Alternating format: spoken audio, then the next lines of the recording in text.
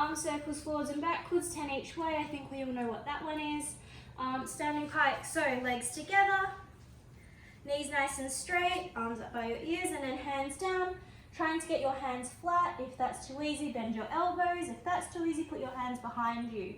Holding for 20 seconds, and then you have 10 squats to straighten. So squatting down and straighten your legs. Try to keep your hands on the floor for this one, if you can, but if not, that's okay. Just make sure you're really trying to get the stretch through the back of your legs. L-sit, so sitting up tall, arms up by your ears. Try to squeeze your knees as hard as you can. You should be able to see all of your leg muscles and your heels coming off the floor if you can. And looking up at your hands, you have 20 reaches. Trying to get your chest to touch your legs before your head does. Instead of doing that, we want this. And then just holding, so reaching as far as you can and getting your chest down to your legs.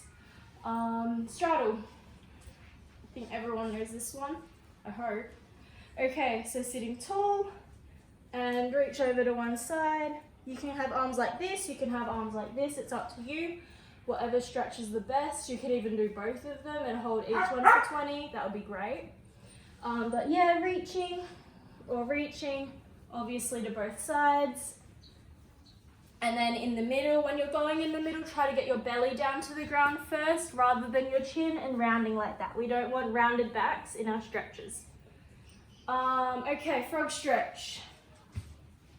Knees apart, hopefully on your elbows, into your froggy stretch. I'll upload photos of these ones just because the hips do need to be in alignment. Left leg straight, so straightening out the left leg. Make sure that your toes, your knee, your hips, and your other knee are in a straight line. We don't want to see this happening or this happening. That's a bit yuck, and that's not going to actually help anything. And then obviously on the right leg too, holding that, making sure we're in a straight line with our hips and our other leg. And then middle splits. So for your middles, I would like you to try, instead of going on your hands, try go down onto your elbows or even onto your belly with your arms out. That would be great if you can do that. I will upload photos of these just to make sure that your hips are staying in a straight line. And next is seal stretch. So you can either start here or starting lying on your belly. You go hips all the way down as far as they can go, squeezing your legs together, squeezing your bottom, shoulders back, chin up, trying to make sure that you're really arching your back, and then toes to head, bend the knees in, shoulders back, and push as far as you can. Make sure that the knees are staying together. If you can't get your toes to your head, that's all right. It's something to work towards. Tamsin. Okay, we have cat stretch next. So, hands in front, armpits to the floor, bum up in the air, holding for 20.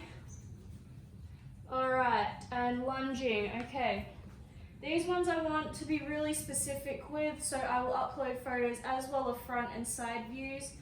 Actually, I'll just put them in the Word document. I feel like that might be a bit easier. Okay, so hands on hips, lunging with a right angle, so 90 degrees or knee over your foot, holding for 20, pointed foot, straight knee. My bottom is over my knee. It's not like this, it's not like this.